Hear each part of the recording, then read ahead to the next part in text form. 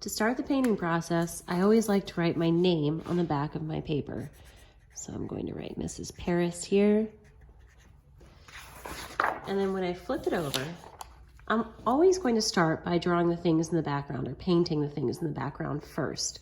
So I'm not going to add my fishbowl at all. There's actually only one line that I need right now, and that is the line where my tablecloth hits the wall. So I'm just going to draw a line straight across. If you have trouble with making your line, you can use a ruler, or you can fold your paper in half and then trace the little fold you made. This works well for me.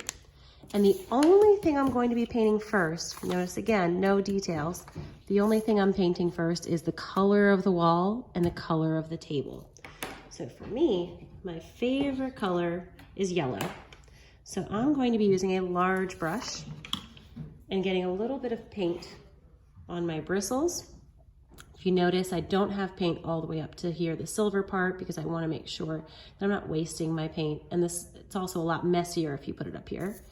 And I'm going to start by holding my paintbrush straight up and down and pulling slowly next to this line so that I make smooth lines.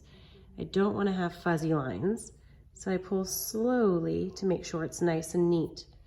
Then when I get to the edges, I don't want to get that on the table. So what I like to do is I turn the paper, actually. For this, I could put it right here. I'll show on this side here. I actually pull it right up to the edge of the table and pull it over the edge of the table just a little bit so that when I paint the edges, it doesn't get onto the table. So I'm going to pull it towards, I guess, the edge. And then when I go to do the next part, I can turn it again and do the same thing over here. I have to be careful that it goes over the table so that it doesn't get all over it. And that just means we have less to clean up later and we can paint a little bit longer.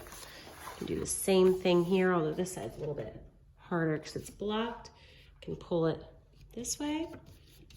And once I have all of my edges covered, then I don't have to be quite as careful and I can fill in my big space. So I like to sort of pull my brush back and forth to cover it neatly and evenly. So I'll finish that part up to get the whole wall. Okay. And then once I cover this up, then I can clean off my paintbrush in the water, making sure that I'm wiping it on the sides of my cup, not tapping, because tapping makes the water go everywhere. And then I can also choose a color for my tablecloth. So for me, my tablecloth is going to be purple. And again, I have to be very careful along that line. I don't want fuzzy lines. So I'm going to hold my paintbrush straight up and down and very carefully pull along this edge so that I have nice, smooth lines. And I'm going to go ahead and paint around the edges again and then paint in the inside so that I'm ready for my next step.